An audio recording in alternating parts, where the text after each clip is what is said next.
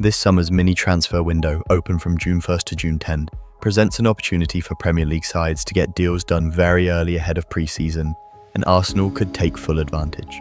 Mikel Arteta ended yet another season with no trophies to show for his side's efforts at M5, and discounting the Community Shield, Arsenal haven't won any piece of major silverware since their FA Cup triumph in 2020. Considering the Gunners have registered a net spend of around £487 million on transfers since Arteta took over from Unai Emery in 2019.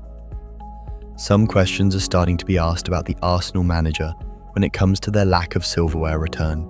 Sky Sports commentator Gary Neville, speaking after Arsenal were knocked out of the Carabao Cup by Newcastle United earlier this year, drew particular attention to their toothlessness in the forward areas, going on to state that they simply must spend big again this summer.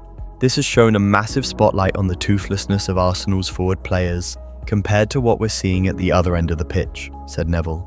That's a given. They have to spend it this summer. I was supportive of them not panicking in the window, finding the player they want, I get that. But when the bid went in for Ollie Watkins, they are sending a message to the rest of the squad. The ones up front aren't good enough. This game confirms it. The arrival of new sporting director Andrea Berta is set to play a pivotal role in their pursuit of attacking upgrades for the squad, and reliable media sources are already claiming that the Italian has got to work. The North Londoners recently opened talks over a deal for Real Madrid forward Rodrigo, which has since stalled due to wage demands, Florian Plettenberg, with Arsenal also holding concrete negotiations to sign striker Benjamin Sesko from RB Leipzig. Sesko isn't their only option to reinforce the centre-forward area though, with Sporting CP's Victor Gyökeres also heavily linked in the last month. Portuguese news outlets in particular have reported in the last fortnight that Arsenal are making serious progress on a move for Gyökeres, with newspaper O Jogo even claiming that they've agreed a fee. While that rumour is yet to gain traction, another Portuguese media source, Correio de Manhã, has come forward with a significant update of their own. The newspaper states Arsenal have offered Gyökeres a 5-year contract worth nearly £30 million, with the Swede handed an annual salary worth £5.9 million per year.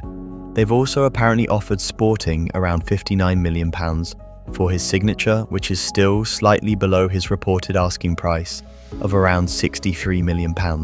So it will be intriguing to see if this proposal gets off the ground. Gyökeres' 54 goals in all competitions this season indicates that he's a fine candidate to resolve Arsenal's lack of cutting edge in the attacking areas, and Sporting boss Rui Borges certainly has little doubt about the 26-year-old, even if there's a case to be made that the Primeira Liga is inferior to English top-flight football. I have said this before, and I will continue to say it. He brings a lot to the team, and his teammates are aware of what he contributes, which is why they look him during games, said Borges about Gyökeres. The collective effort also plays a role, as no one can succeed alone. Victor is a game changer, and he will continue to be, whether with us or elsewhere. His quality is undeniable. It is phenomenal.